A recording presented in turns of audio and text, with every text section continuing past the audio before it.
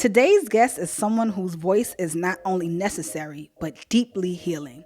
Mo Lu is the host of the podcast Your Mental Matters, a space that centers honest conversation around mental health, emotional wellness, and the courage it takes to do the inner work out loud. Through her platform, Mo has created a safe space for people to feel seen, heard, and understood, breaking stigma, normalizing therapy, and reminding us that caring for your mind is just as spiritual as it is practical. And I'm so excited to have her here today. Let's welcome Mo. Don't bring no drama my way. Don't bring no drama my way. Don't bring no drama my way. Yeah, I might have a great day. Don't bring no drama my way.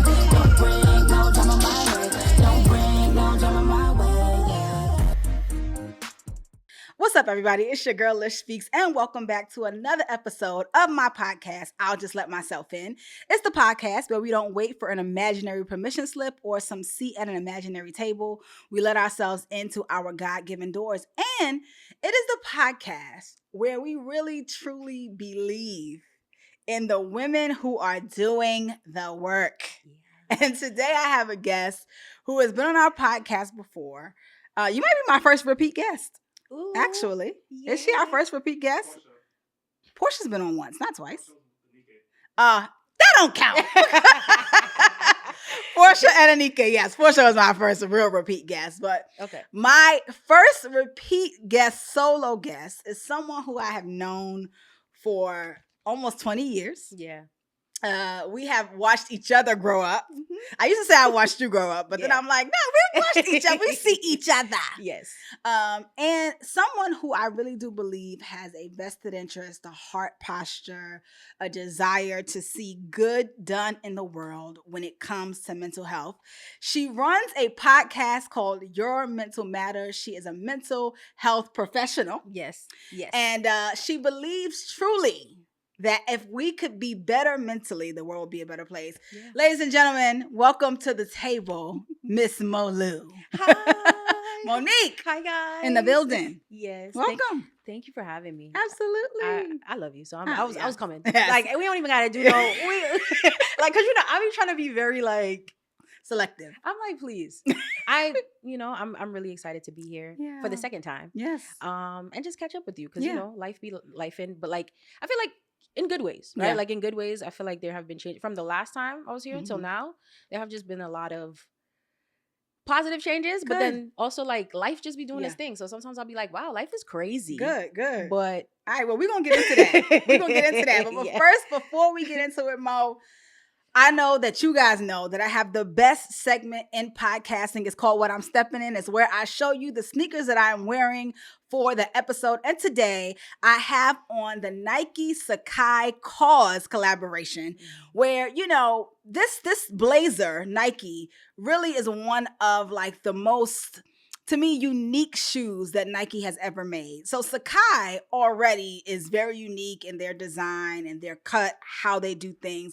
Then you got Cause, who is one of my favorite artists, and they come together to make this shoe. There's several colorways, I think 4 altogether. Mm-hmm. I have on the purple, pink, blue, yellow, and red colorway to match my Pretty Girls Love Jesus shirt. Shout out to them. But, I love this shoe. I think it's fun. It's the only blazer that I have ever owned. And it is a low top blazer. So you know what I say here? If you like them, go get you some. So Mo, the last time we were together doing an episode, and I have actually been on your podcast twice. Sure have. One virtual and it's time for a third. Absolutely. It's been a couple years now. We're going to run it. But we entitled the last episode you were on, Into Your Mental. Yeah. So you talked about how some things have changed since the last time we were together. How has your mental been since the last time we were together? Good. Mm-hmm. I would say maybe better, because I feel like at that time it was actually, what was it spring or summer? I think the season was also different. I think it was summer. It was summer. Yes. I remember like it was hot. It was yes. First of all, that episode I was sweating profusely. I was like, there's a lot of lights in that studio. It's a lot of lights in that studio. I was like, what's happening? But we got it together since then. And I feel like I was just in a definitely at that time different headspace. I feel like there was A lot happening. Like, I'm trying to think, like, when it comes to, like, there were, like, family things happening. It was 2024. That was 2024. So that was like, ooh, yeah, 2024 was interesting. We ain't even gonna get all into it, but since then, I feel like I've definitely been in a better space. I'm definitely growing, you know, from the inside out, right? Like, I guess more recent things, like, you know, I started going back to church, which was a thing that was in and that's the thing. I don't even think we talked about in the last episode. I basically wasn't in church or attending church like in person for like 5 years, from 2020 to 2025, basically. So like the end of 2025, found a church, really like it. And so I've just been going more consistently, and it's been really refreshing. Yeah. And I think that's a part of what has helped with my mental, because even like with my clients and stuff, and like the work that I do in the mental health space, the spiritual aspect is a major part of it that I even incur, like, you know, and research does show like those who have a spiritual foundation have better mental health. Yeah. And so like my spiritual foundation was not really where it kind of needed to be, basically. And so I feel like it showed. It showed for sure. Yeah. So back in 2024, it was like, we just freestyling. We literally just like, we're out here living. We're living. And it was like, oh girl, like you struggling, you know, but just pushing through. And then now I think like, I feel like I'm just like, I'm like floating, but in a different way. Yeah. So and I feel like it shows. It shows like, you know, like how you could just look at somebody, you could tell like, they're doing better, like healthier, skin glowing, everything just looking like how it needs to look. I feel like I kind of see that in myself. Yeah.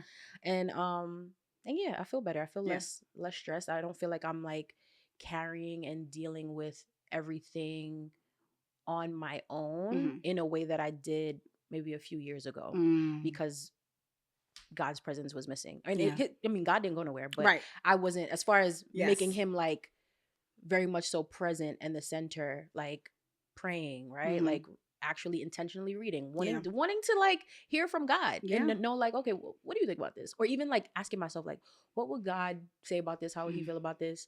Doing that more now, it just, for me, it's like, okay, like he's here. Like he's always been here, but I just wasn't checking in. Yeah. I wasn't like, hey, is this cool?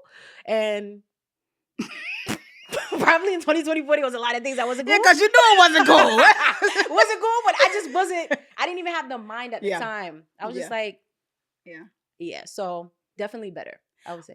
Thank you for sharing. And I'm very, very glad that you went back to church. Yeah. You know, church is tough because you got to find the right fit. Yeah. Not just for you, but for you to serve and give and be in community as well. Yeah. I'm in an odd space right now too, having just moved from Atlanta. Yeah. You know, I'm in New Jersey, visiting churches. Yeah.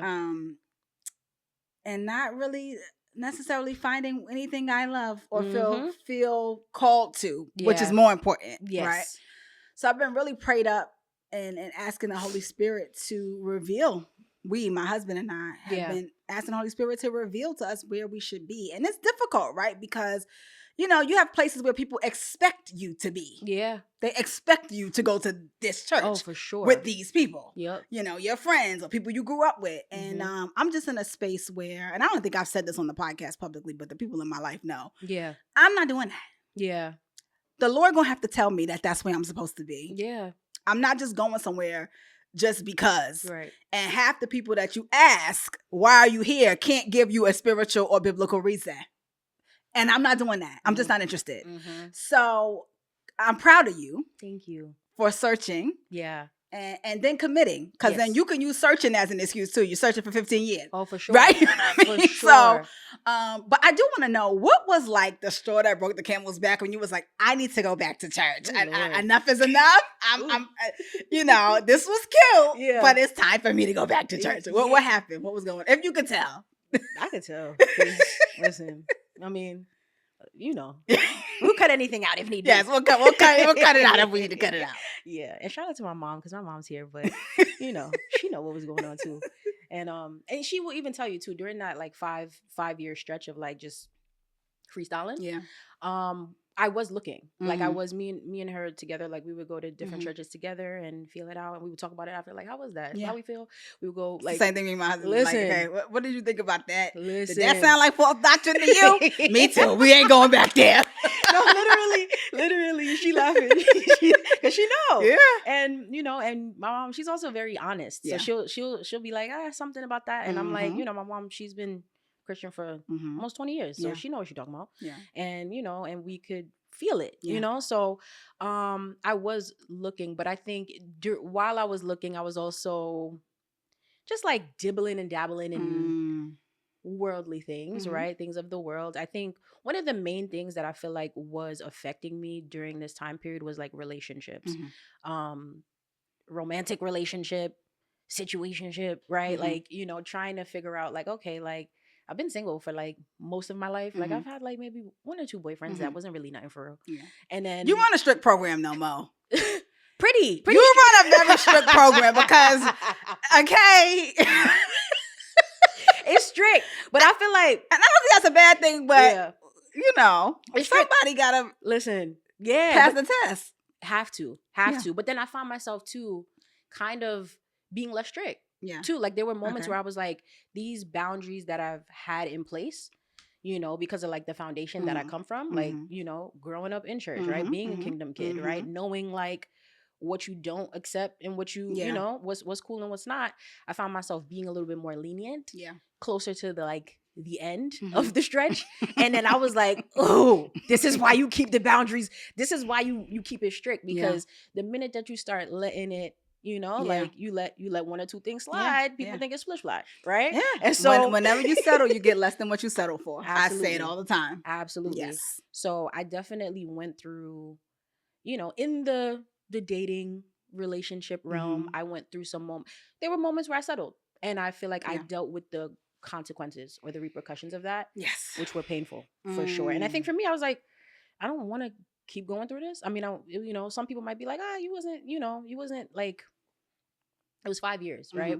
In the grand scheme of things, people could think that's like a short period of time. And also because of during the pandemic, so people were virtual. It wasn't, pandemonium, right? Just like trying to like, okay, we still alive? All right, we didn't die from a crazy virus? Yeah. Cool. Let me live a little bit. That was honestly my mindset. And I think it just went on for too long. And for me, I was like, that's enough. Like, I was like, this is crazy. This is for the birds. This is not me. So you just woke up one day and was like, enough? Yeah. Or did something actually happen that really like convicted you? If I'm honest, I feel like, like how people say those, and it might sound a little cliche, where it's like almost like God trying to show you things in certain ways. Like, you're seeing signs, right? That's essentially, and I feel like I've heard that before, and I'll be like, okay, like, but I feel like I feel like God was showing me things in small ways, and maybe initially I was ignoring it, but because I felt like emotionally, mentally, I was just not in I was in a rut. Like I honestly was like, I don't feel great. Like I'm, advising people to choose better, and I'm settling for crumbs essentially. And God is showing me that there's so much more. And I think that was, I guess right now that feels right. But I'm sure there have been things. I'm sure there have been things that happened, like not just one thing. It wasn't like one major thing. I think there were just like a few things that occurred that had me like, girl, it's only gonna get worse. Yeah. So this ain't it. You want to stay here? You could, because you've been doing it. Yeah. And you ain't dead. Yeah. You ain't died. You still in your right frame of mind a little bit. So like you could stay here, but I was just like, this is not me. Yeah. Like I don't feel like myself at all. Like I feel like a different person. Because I've been exposed to foolishness. Yeah.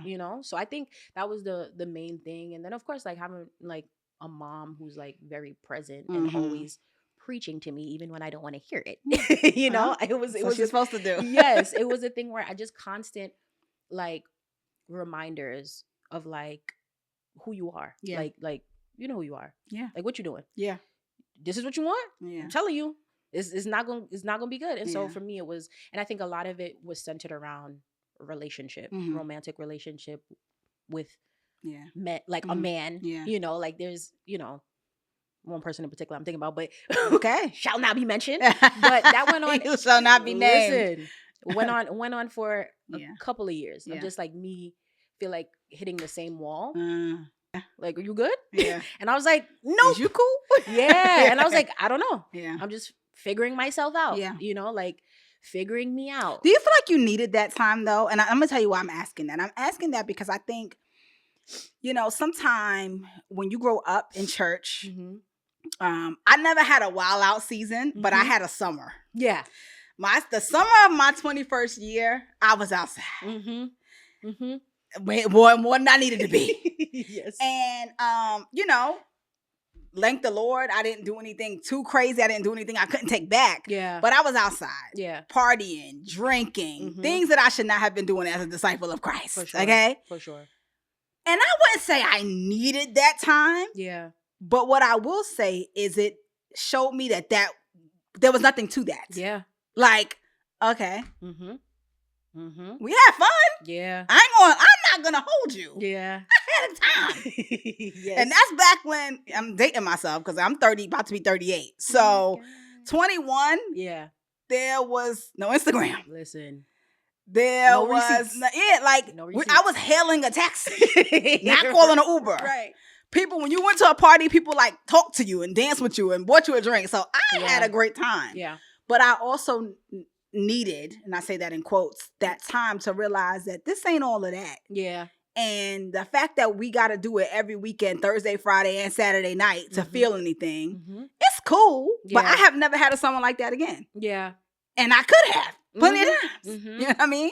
Absolutely. But it was just like, I don't need that. So did you feel like you needed a moment of momentary insanity to realize? Absolutely. Yeah. Absolutely. I feel like, okay, I experienced what's out there. Yeah. I have some experience with that.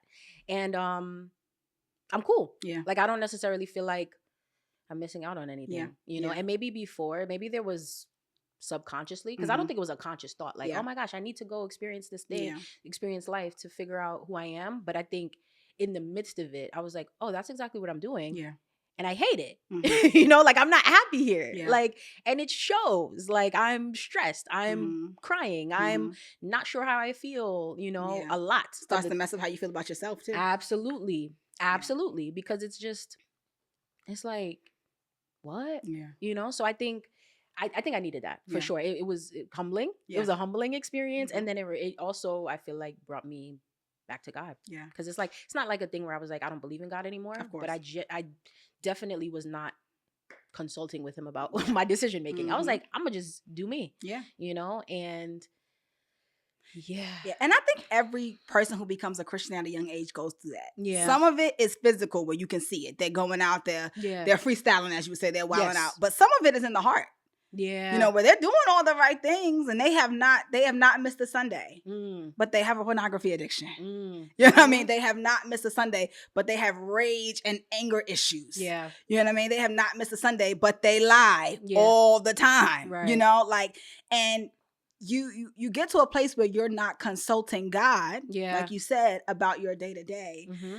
And as His grace and His mercy, He will always bring you to your knees. I think about the prodigal son, he's like, why am I here suffering? Yeah. Eating the slop of pigs and my father has, why am I here suffering with loneliness and God has a kingdom full of people why am I here suffering with this addiction when there's freedom and help and places like it? Why am I here suffering, partying and drinking and dealing with these men when I can go and I know where fulfillment is. Like, I feel like that's what the prodigal son was saying. I know where fulfillment actually is. Yeah. Let me know. He says to himself in, at least in NIV, it says, why don't I, why don't I just go back? Yeah. And I think that having those moments where you realize, why don't I just do what I know is right to do? Right. Is super important for every person of faith, because if you don't have those moments, again, not everybody has children listening. You don't have to wild out. Don't feel like you need to go have a club moment or go do whatever. You don't have to do that. But you will be faced. Yeah. We are sinners. Yeah. You will be faced with a time when you realize, oh, I am not handling this the way that God would have me to handle things. Yeah. And it's important that in those moments, you run back home. Yeah. You don't just stay in the pigs eating the slop. Say, why? I'll go back to my father, you know, and I think that that's the beauty of that parable and the beauty of, you know, what you seem to be learning right now. So I'm happy. I'm happy. Thank you so much. Yeah. What'd you love about the church that you are a part of now? Ooh, is it Epiphany? It's Epiphany. Okay. I saw you post there one time. Yes, I'm like, I've heard great things. It's so good, and there's actually 2 people from the previous church that I was attending. To me, I was like, we kept saying we're gonna visit. It's just hard being in Jersey. Please, but, oh my gosh, come whenever. Like literally, I feel like the pastors that they're amazing. Like literally, I'm like, wow, and they're so like they're youthful. They're like us, you know, they're like us, youthful, fly. I mean, his wife, super fly.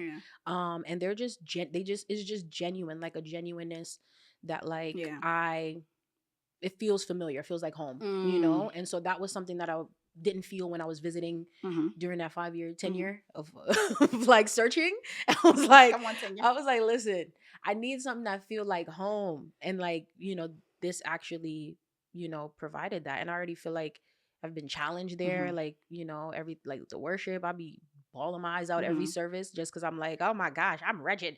God, you forgive me? I'm so sorry. Like, I've been wilding. Yeah. Like, I lost my mind. You know, like every Sunday, I just am reminded of that. Yeah. And so, like, you know, and they just, you know, of course, Bible-based, right? Scriptures, like, you know, no false doctrine has come up. Yeah. And so for me, I'm just like, this is it. I can commit to this, you know? And I want to commit to it because I feel like if I leave myself open to like, let me I'm gonna just be in this space of like, you know, and it's like I wanted to just kind of lock in and really like find somewhere that feels like, and then it also kind of feels good having like 2 people there that I know, right? And like, you know, it's cool to have that sort of energy there. And I mean, it kind of also is forcing me to be intentional about building, you know, community there. Because when you go to church where you grew up, you don't have to build community. Community builds around you. You're the person. New people come in and they are automatically wanting to be around and with you. Yeah. You know? And so, Yes. And the crazy part is too, when we were talking about before, where it's like basically feeling as though, because it's a thing where like, I feel like even though like I grew up in the church and I knew all of these people, I don't necessarily feel like it always felt like community, or like it always felt like this is my home, this is my safe space. Sometimes it just felt like, this is what you do, supposed to do, right? And so I think that is essentially the difference this time around is like, no, you're starting from scratch, and you got to be intentional about building this so that you don't look for anything else out there anymore. Because that's why I was like, let me go see, because it's like I didn't necessarily feel loved all the time. I didn't necessarily feel like, oh my gosh, this is my family, this is like, you know. But I feel like once you've kind of like really built something like community, like a foundation with others too, now you do feel a sense of like allegiance, responsibility. Like you got to show up. You can't just leave these people. But before I was like, man, I'm out of here. Ain't no nobody checking for me. Ain't no allegiance here. Man, that's kind of how, that was what I went through essentially, which is what made it, I feel like, feel less, I didn't feel as guilty when I was, you know, in my freestyling era. And when I say freestyle, just to specify, because I know people probably like, why you should keep saying that? Freestyling, just like, you know, dabbling in like going out with my friends who, you know, I don't want to say worldly friends, because some of the, I'm still friends with, you know, but how I'm living just looks different, you know? So it's just like friends who spiritual things are not the forefront. Absolutely. Yeah. Absolutely. So, you know, partying, drinking, you know, talking to guys, doing what you want to do, essentially, you know, and not really. You explained it perfectly earlier when you said not consulting God. Yeah. That's freestyling. Yeah. And that's why I wanted to make the distinction, because you can never miss a Sunday and still be freestyling. Hello, somebody. Hello. Okay? Yes. Some of you have been going to church for 10, 15, 20 years. And you go every Sunday, and some of y'all even serve and lead. And don't pick up your Bible for yourself. You're freestyling. Hello? You're not reading the instructions, you're freestyling. What happens when something comes to your house from Amazon? There's an instruction manual. You open the package, you put that to the side, and you start building. You are freestyling. If you are not reading your Bible, you're freestyling. I don't care how often you go to church. I don't care how much you serve. I don't care what your title is. A lot of people are freestyling.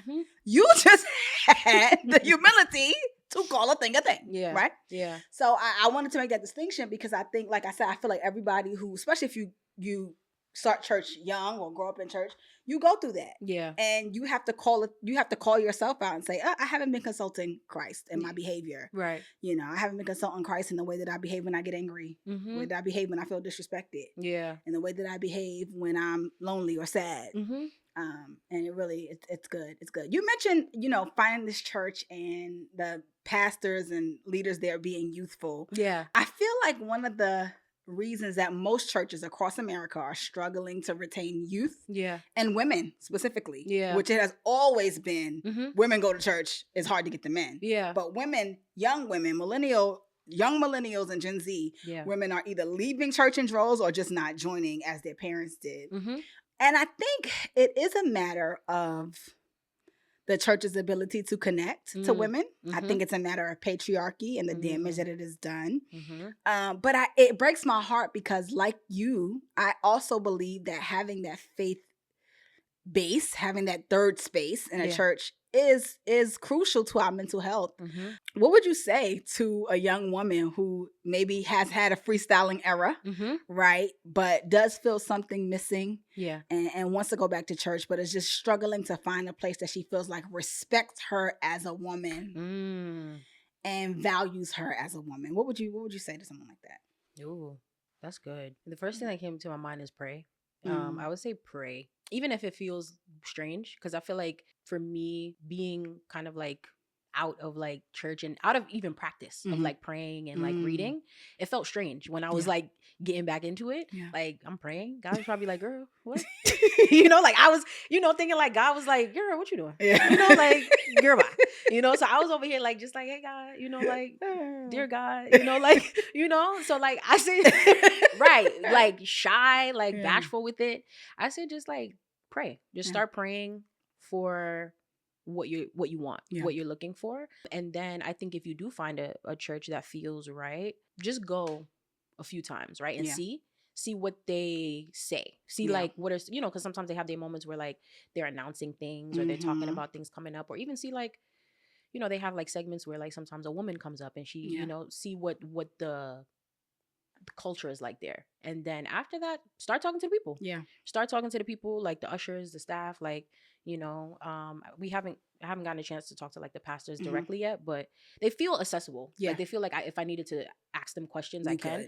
I think you should be able to do that. Yes. So I think that's what it is. And that would be difficult for us too, because we grew up like that. We didn't grow up in churches where it was pastor so-and-so and you couldn't touch him, you couldn't talk to him. Like, that's weird for me. Yes. Well, if a church is like that, I'm like, child, you are a human being. Right. Relax. Calm down. Calm down. Right? So I think that's what it is. It's like really seek it, because it's like, if the desire is there, you got to do the work. Like, it's on you, So it's like, it's not going to be easy, but I think starting with prayer first, and then taking those steps. Start with prayer. And that's kind of like the order that I did it. I started with prayer, then going to church, and then getting in my Bible. Because it was like, I think even getting in my Bible, because that's the other thing too, right? Growing up, you would think like you're in your Bible. But for me, growing up, it was like, I was in my Bible sometimes. I was in my Bible when it was like I had to be in my Bible. But I don't think it was like, I wasn't in practice of just like reading the word just to like understand God, understand Jesus, understand like, like what was happening back then and how is it applicable to me today. And so now like there's this like curiosity, there's this desire to really know like all of the ins and outs of like, you know what I'm saying? Like the same way that I study mental health, I'm like, I want to study, like I want to know so that I don't get this hunger to like go out and do foolishness anymore. That's how I knew like, okay, something's different this time, because I really am like, I want to be in the scriptures. Like I found a podcast. I don't know if you guys are familiar with the, what is it? The something project. It's like the Bible Project. The Bible Project. Yeah, right. Right. I'm like, I found a podcast, and now I'm like, and all of them. Listen, I'm like, I read up on that. I was like, let me make sure like they really know what they're talking about. Like now I'm like, I'm kind of becoming a researcher because I'm like, I am serious. And that's the thing too about the church too. They are encouraging like, read your word. Yes. Like, don't come to church and then tomorrow it's like this didn't happen. Like, read your word.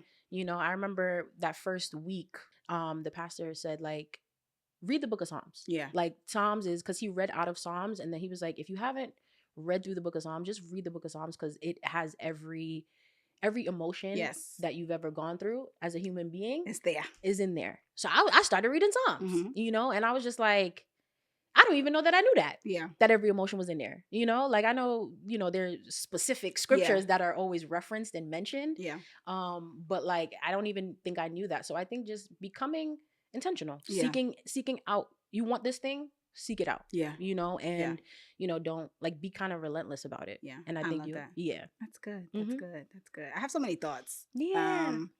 I feel like you and I became disciples in different eras because I'm about 10 years older than you? What are you? Yeah, I would say so. I'm turning 30 this year. No, so I'm almost 10 years older than you. Yeah. And I think when I became a disciple, when I became a Christian, there was that was the culture. You were hungry, you read your Bible, it was there. And then somewhere along the line, I don't know what happened, but like I was talking to people and they be like, yeah, I don't know the books of the Bible. Like I'm like, not even the New Testament. Like I could name all 66 books of the Bible when I was a kid. Right. It was non-negotiable in my house. Right. But somewhere along the line, it just kind of started to dwindle. And I think that, and I'm sure social media and all of that has a lot to do with it all. Yeah. But it is a beautiful thing to redevelop because I've had to redevelop. Yeah. And learn and unlearn my appetite for the word and to become a true student of the word. Not a student of the culture of the church you're a part of. Yeah. Not a student of the culture of your friend group. Yeah. Or your college ministry. This is grown up adult faith that you are building right now. And I think it's really important. I think for me, what I would share with any woman who, is looking for church. I know a lot of young women that I talk to are like, I'm not going to any church where they don't allow women to do anything. You know what I mean? Like, I don't want to just go listen to a bunch of old men. I think it's important to really, like Mo said, pray for God to show you where you're supposed to be. Yeah. Because if you do have a gift, if you have an anointing on your life, if you have certain spiritual talents, it is going to be hard for you to just sit somewhere and not use them. Yeah. But if you trust God, number one, and the structure and leadership of the church you're a part of, you'll be okay waiting until God shows them and you what you're supposed to be doing in that space. Yeah. Ask me how I know, okay? I've done it. Yeah. I'm talking what I know. Yeah. And so I think it's just important, I know for me, I pray to have daughters and I'm like, do I want to raise my daughters in a church where a woman can't preach? Do I want to raise my daughters in a church where not only can a woman not preach, but they will get a man who can't put two words together, bumbling through, doesn't understand subject verb agreement, and not that spiritual, to stand up here and preach simply because he's a man and overlook the 15 women who could really actually preach someone out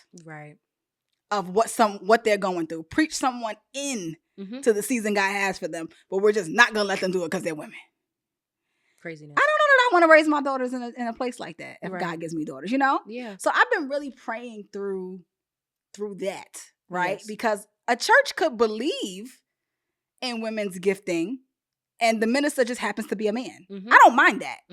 I don't mind but if it is no matter what, under no circumstances will a woman do anything in this church. Right. It's just not the place for me. Yeah. And I'm grateful to be married to a man who feels the same way. My husband's sister is a minister.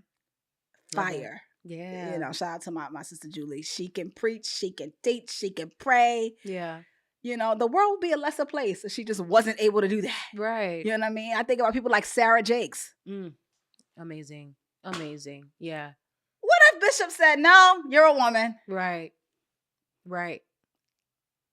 Crazy. Hello. Yeah. You know what I mean? Like, this doesn't make sense. And it's not biblical. That's the real part. Like, it is, people are trying to still hold on to, well, this scripture said this in this one letter that Paul wrote to this one church. Yeah. Guys. Right. And we don't keep that standard for so many other things. Yeah.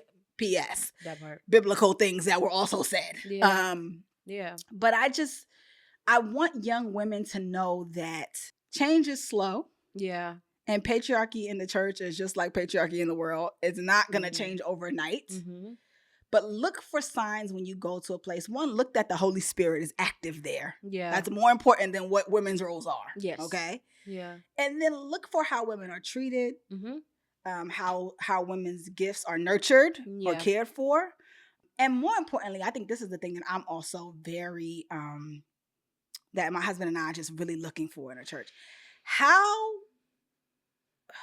going to say this right. What is the leadership's willingness to change and grow? Are they willing to have been wrong about some things? Are they willing to say, okay, I know we've done it like this for the last 25 years, but maybe let's try doing it like that. Yeah. Are they willing? Are they open-minded? Right. And not just in word, but in action. That is very important. Yeah. Because life changes, things change, times change. And if we want to be the hands and feet of Christ, we have to meet this generation and future generations where they are without compromising the gospel. And I think there's a way to do that. I think people who are afraid don't think there's a way to do that. But I really, truly do believe there's a way to do it. So that went in a whole different direction. I did not expect this to be what we talked about. I know. I'm like, first of all, I love this. I love it though. And you know what? I feel like it's absolutely possible. Absolutely. Yeah. For sure. And you know what? I guess maybe for me personally, maybe I've never even thought about just having women, seeing women preach more. Because maybe personally that hasn't been a thing that I've seen for myself. So that's why I don't think I've even thought about it to this level of depth. But I think absolutely. I'm pro women doing whatever, because even us both having platforms, right? That is, and I remember during the time of looking for a church, when I had visited a church, this girl had referred to the podcast that I have as my ministry. She had referred to it as that. And I was like, wow, I never referred to it as that before. I just look at it I always say this is my calling, this is my passion, this is what I do, it's purpose driven, but I've never looked at it like this is my ministry. But I guess it makes sense because there are people who tune in consistently. So I'm just like, wow. So I guess for me, I'm like, how can we do that? What do we need to do? You know, and maybe that's something I need to think about more, you know? And I'm like, listen, if there is a woman that is passionate about that and wants to do it, let's figure out how we can do it. Let's nurture it, right? Let's nurture it. Right, because a lot of men who become ministers, some man will take over his daddy's church somewhere, and the whole congregation know the man can't preach. They like, nah, I loved his father. I loved Bishop so-and-so, but the son cannot preach. But they will nurture. Those men will get around him. They will nurture that gift. They will help him. Let's do the same thing with women. And by the way, I'm not just talking about preaching on a Sunday. It don't have to be a Sunday. Yeah. But if a woman has a gift to speak, if she speaks and other women listen, where do we make a space to nurture that gift? Yeah. Where do we make a space for her to become a leader in her own right? Because she may marry a man who has no desire to be in ministry. Does that disqualify her? In a lot of churches, it would. Wow. Right? Yeah. These are things that people don't like talking about. Let's talk about it. And it's so important to me because I think I've just seen the other side of it now. And it's once you know, it's hard to go back. For sure. Once you know the truth about certain things, once you see certain things, it's very difficult to go back. And so I'm always praying for wisdom, discernment, revelation within myself and within the people who God has called to leadership. And every church is not going to come to the same conclusion at the same time. It's not an indictment on churches who don't let women preach or don't. It's more of a prayer that there is a desire to really study it out. Yeah. And be open to changing. Yeah. And not be so fearful of change. So I think that's really important. You talked about this woman calling your podcast a ministry. So let's talk a little bit about your mental matters. You are in what? Season 4? Season 5? This is 5 now. We're season 5. I was like, listen. Season 5. Listen, crazy. Over 70 episodes on the road to 100 episodes. Yeah. You've had ups, downs, arounds, pauses. You've thought about having co-hosts at one point, all sorts of things. Tell me about how it is going running a podcast that is so, I think, centered in something so delicate. Yeah. And you do it in such a way that is so entertaining and good. How is that for you? Thank you so much. I appreciate that. And it's been fun. Like, I feel like that's one thing that I've been like intentional about. Like, don't, like, just make sure you still having fun with it. Like, even there may be moments where it's like, don't feel like doing it, burnt out, tired, financially popped. Yep. But somehow we make it happen, right? I was like, no matter what happens, continue to have fun with it. You know, because when I started it, it was about like raising awareness, having the conversation, normalizing the conversation, but I also found joy in it. And I have fun with it. So the moment that the joy is gone, it's like I feel like it will lose its oomph. It will lose its spark. So I think it's been fun, man. Like I've been able to have some really cool guests come on the podcast. Yes, you had some great guests. Listen, I feel like last year, that's the funny part, 2025, there was some pretty fire guests that came on. You know, like the one person coming to mind right now, shout out to Kira J, my girl. She's been on the pod too. Friend of the podcast. Listen, friend of the pod, okay? She's amazing. She's great. Literally, and she's like that on and off camera. I'm just like... genuine soul. And literally that episode went so crazy. That episode, that was like, and that's the thing, right? I think those moments when it happens, like, because that's happened a few times, right? I've had guests come on and went super crazy, super viral, and you know, it kind of revived me a little bit. Like, it was like, okay, it's when those things happen, it kind of reminds me like you're doing okay. Yeah. You're doing okay. You're doing the work. You're doing the work. You're doing what you need to do. Right. And so I really appreciated just that episode and like having someone like Kira come on. It was great. And then there's been episodes where I've had on where maybe it didn't get all of the like voo-va-voom, but it was very just like it was just like it hit. Yeah, inspiring for you. Yeah. And so like it's just been like ebbs and flows like that. I can relate. Literally ebbs and flows like that. But I'm like, I'm grateful for all of it, you know? And so that's what I'll say. I feel like the podcast, it's changed my life in a way that people may not see. But I feel like people like who have been following me from the beginning, they're like, yo, Mo, like we see the growth we see it. And I'm like, thank you. But even just on an internal level, like I'm always just like, cool, like, you know, like I have to do work on myself to continue to like show up in this space, dedicated and like, you know, putting out quality content, you know, because, you know, if I'm not doing the work, if I'm not in a good space, I feel like it shows in the episode, or it shows in like, you know, how much clips I put out or how much like push I give behind each episode. So I feel like that's, if anything, I just continue to like learn and grow in that way. We were talking about this off camera, but I feel like, you know, we're both in a season where it's like now or never to an extent. Like we're either going to go up or we're going to just plateau and fall out. And I'm a few episodes behind you. Yeah, right there. I'm in the 60s. Right there. And we're both on our road to 100. Yeah. And it is time to push ourselves. And it's so funny because before we started, like we need to get together more often and like encourage each other, because podcasting is amazing. But contrary to what you all believe, everyone doesn't have a podcast. It's actually very few people. Like, think of who you know. Listen. If you know 200 people, maybe 3 of them have a podcast. Hello. Right? And maybe 3 of them have a podcast that has been going on past 20 episodes. That has been going on more than a year. Yeah. And there's a fatigue. Yes. There's a fatigue that comes not with doing the podcast. I never feel fatigued about this part. When I'm sitting across from somebody, I feel great. Tony the Tiger, okay? But with the preparation, you know, paying different things. I'm lucky enough, blessed enough to have a setup in my home. But when I have certain guests, if they're staying in the city, I have to go to the city. I have to pay for a studio. You always have to pay for a studio. Every time. You know, so it becomes a lot. And then not only that, you have to do your research. You have to know what you're talking about. You have to be on, even if you're not on. You could have had a bad day. You could have had a death in the family. You could have had a friendship issue. You could have had to pick up your life and move across the country. Whatever. You feel me? But you got to show up when you're on this microphone. And so I think there's a level of support that we be needing that we don't always reach out for, but I'm going to start reaching out. Please. Listen, I'll come over. I'll bring some coffee. Whatever we need, okay? I'll make a charcuterie board. We'll make it happen. But as you march toward your 100th episode, as you march toward this milestone of 100, right? Which so few podcasts make it to 100 episodes. Yeah.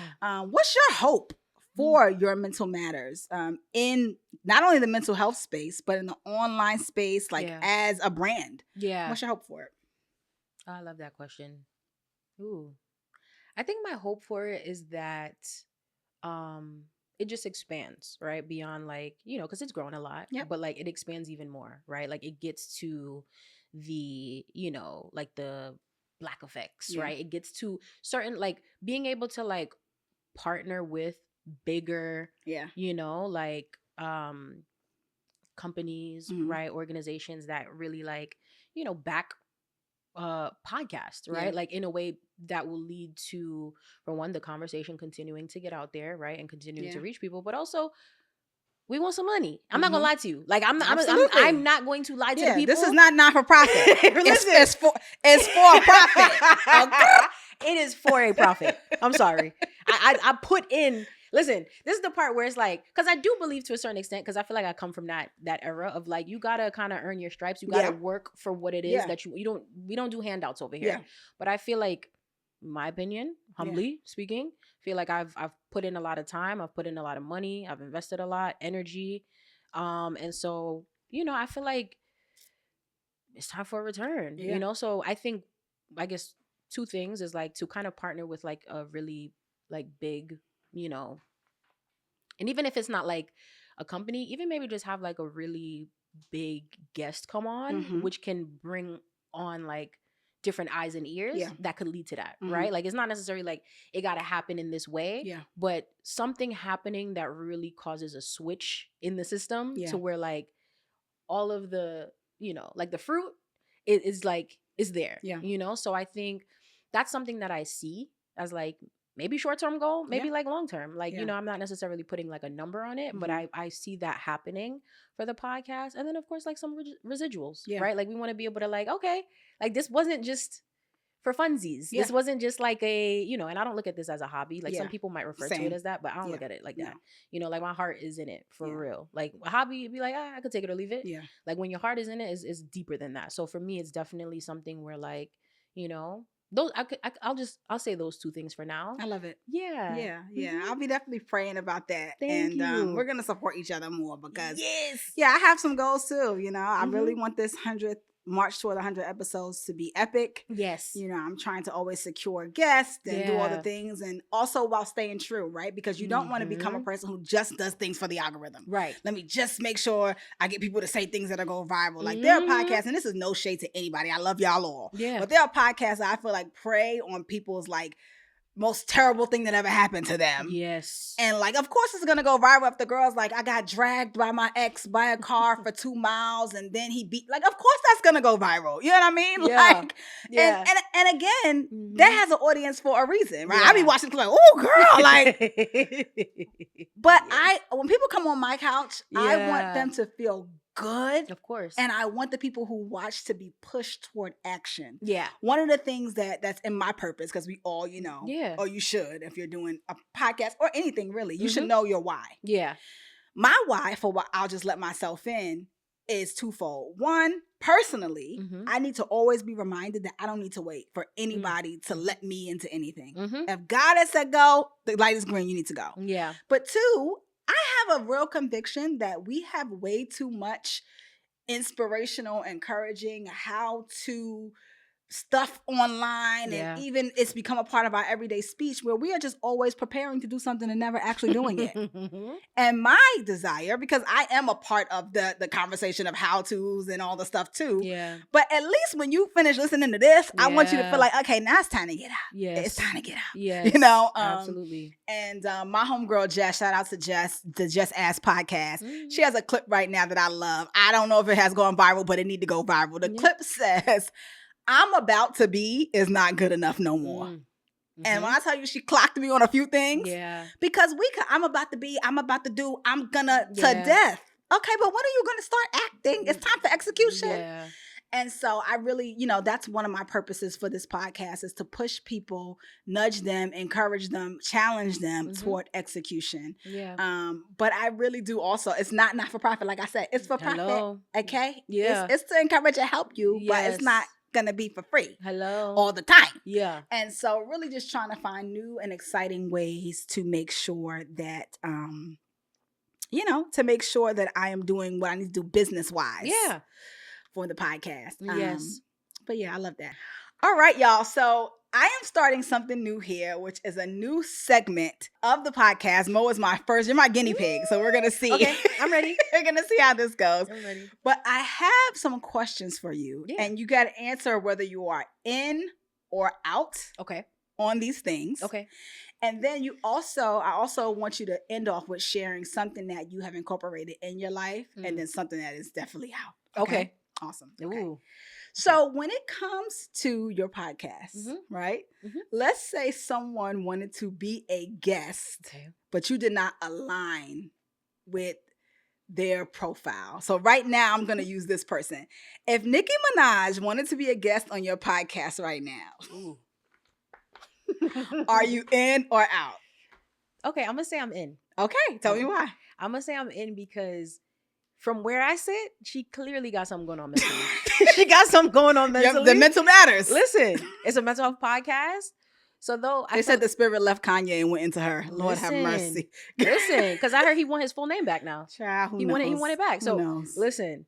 So I would say, yeah, let's sit down, let's talk. Yeah. Even though I don't feel like we would be aligned per se, but it would definitely be like geared to like just what's been going on with her, like mentally, emotionally. What's tea? What's going on, sis? Yeah. Like I'm confused, you know. And she's she a Queens native, you know. She's from Queens. Like I would definitely try to figure out like how to just get her comfortable, so we can talk about what's going on with her mentally. Because I feel like there's really something going on for real. Yeah, I really do. Yeah, absolutely. No, for real. No, that's a good answer. Okay. Yeah.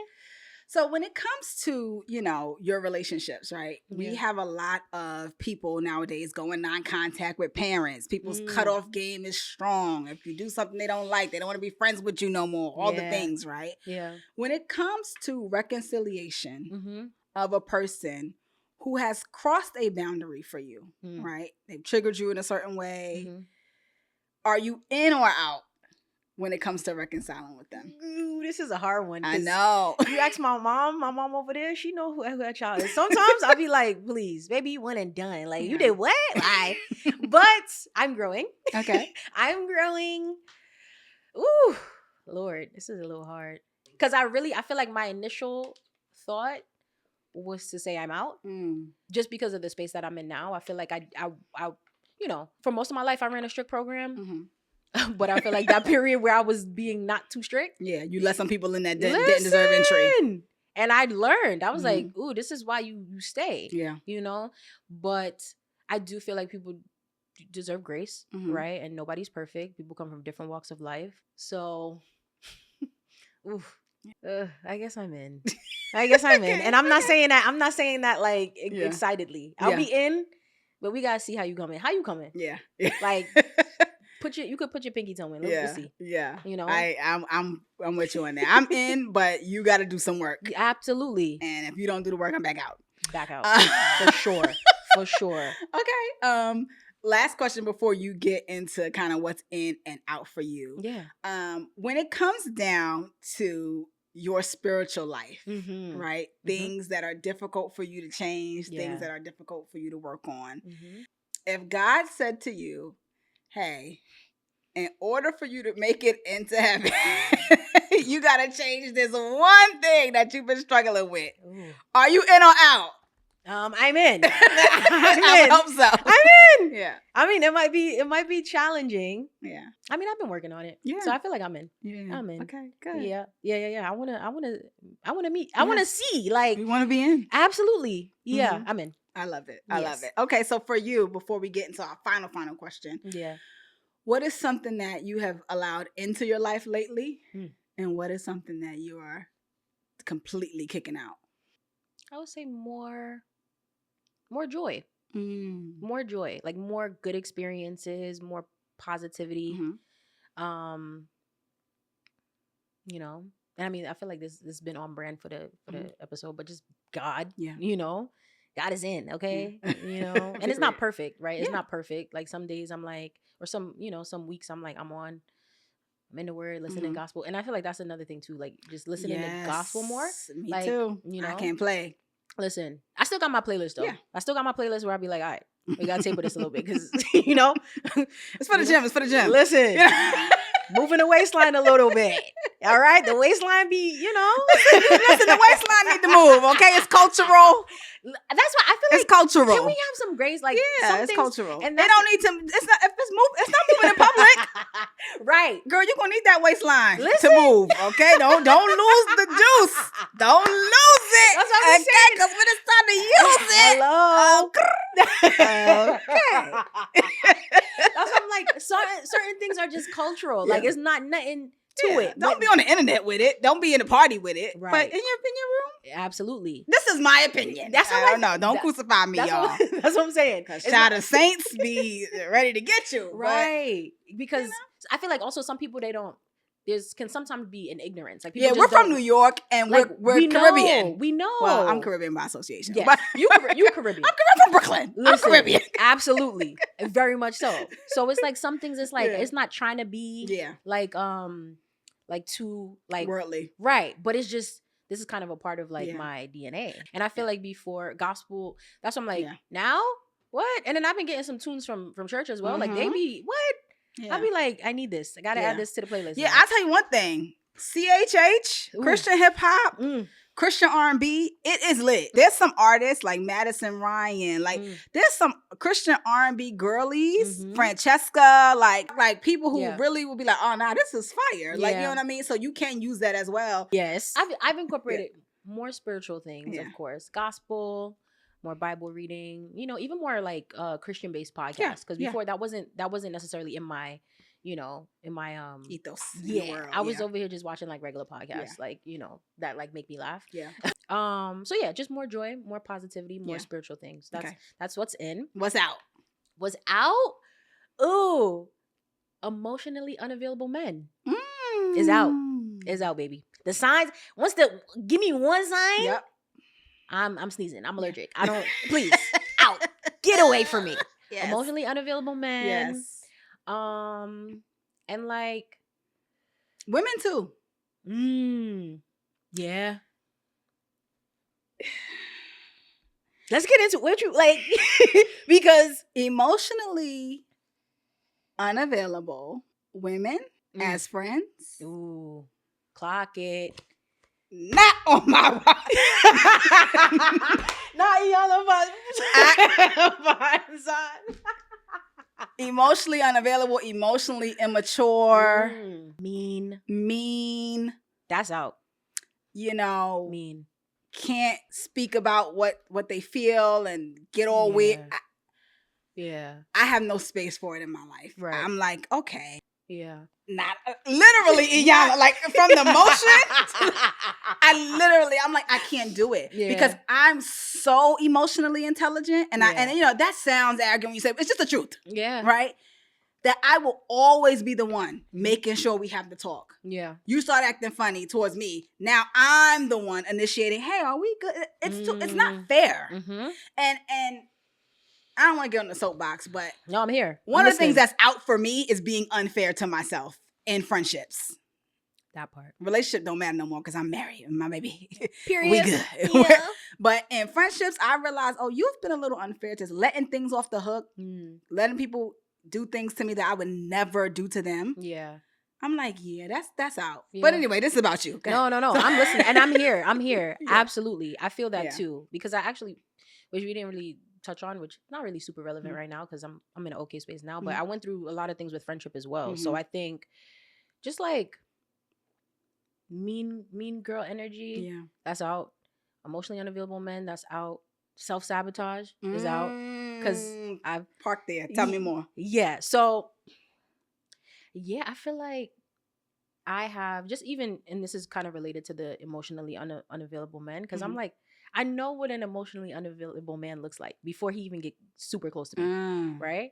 But for some reason, and this is something that even me wanting to go to therapy and explore more is why I have allowed myself, not once, not twice, but a few times, I have allowed myself to stay in situations where it is clear that this person does not have what is needed for a healthy relationship, right? But I've stayed. Yeah. Something about it felt like what you deserved. Yeah, what I deserved. And maybe I didn't process it as that at the time. But it felt like, or even it felt like, it's a project. This is something I can work. I can help him. Right. I can fix it. Yeah. And it's like, no, underneath that, right? And this is, we kind of talked off camera a little bit about like the attachment style piece where, you know, sometimes, you know, if there's some fearful stuff there, which comes from like, sometimes like your upbringing and like what like early childhood was like for you, who like the caregivers, right? Like, you know, have an amazing mom, but like my, you know, most people I talked about on my podcast before, like my dad is not present, right? So like some of that, right, could play a part in why like I'm like, okay, like I see that this is a red flag, but for some reason I'm willing to stay here and try to work on it, even though it's not a workable situation. Yeah. The person and let me interrupt you. It's not my work. It's not my job. It's not your work. Right. It's their work. Yeah. Hello? No. Absolutely. And that's the thing that I had to remind myself of time and time again, right? And it's like, you know this. Yeah. You know this. So why is it so difficult? Yeah. Clock it. Why is it so hard? Yeah. Because there is something about this space that I feel like I'm okay here. And then it also made me look at myself and say, like, am I emotionally unavailable? Yeah. Like, though I'm saying I desire healthy relationship and a partner, this is what I'm settling for. Is there something about me that is emotionally unavailable? Yeah. Like really, like I had to really like, and I'm like, yeah, that's out. Yeah. It's over with. Like, I'm not doing that anymore. Like, I know who I am. Yeah. I know what I deserve. And I feel like. No more self-sabotage. No. I love it. No. Oh, that was good. Yeah, I love that. I feel like I'm like, feel so good. I'm like, ooh, I'm always like, how? You didn't cry. I didn't cry. I feel like this is the first time we ever had a conversation. There were moments like literally when we first started, I was like, am I going to cry? I said it to myself in my head. I was like, girl. No, it was I thought to myself today, I want to have a happy. Yeah. I don't want her leaving here feeling like, I need to grow. I need to change. No, literally. I love that I had that effect on you, but also you have grown. You have changed. Thank you. Right? Yeah. And I think that it's a symptom of how you feel about yourself. Because remember what I told you? I said, I think the reason you always cry is because when you get around, you see who you supposed to be being. Absolutely. Very much so. Absolutely. Yeah. No, seriously. Last episode, I was like, at the last episode, I was like, I'm in the thick of the crazy. Yeah. And it was like, and that's the thing. I feel like me, I'm not somebody who hides well. Like I could be like, trying to conceal something, but like I feel like it just will ooze out of me. It will come out of my pores. Yeah. Like you'll be like, you alright? Right? Are you good? And it will be like, as soon as you ask me, I'm gonna be like, no. So I'm the same way though. I'm the same way. I cannot. I spiral out loud. Yeah. Yes, and like, so I'm like, and that's the thing. Like, I'm not a good liar. I've never been like, I don't even like to lie for like.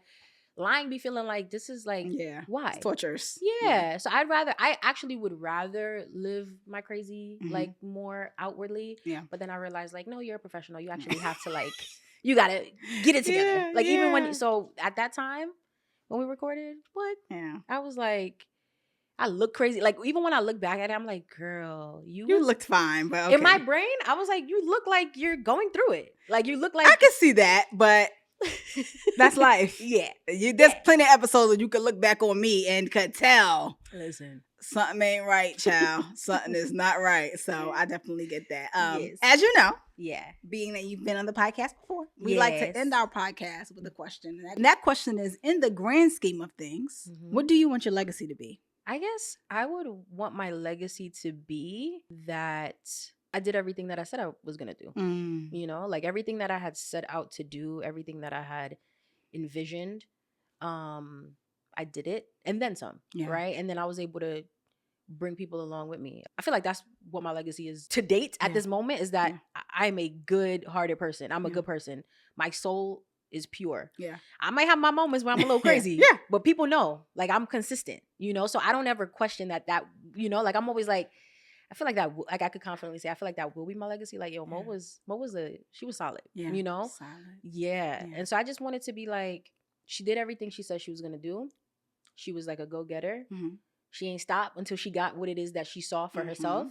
And she was just like a pure soul, good person. Yeah. I love it. Well, you are well on your way to that legacy. Yes. And I'm so proud of you. And I'm going to be cheering you on, praying for you. And I'm also going to be more intentional about us talking as we both get on this road to 100 episodes. Yes, absolutely. And now that I'm back in the tri-state area. Yeah.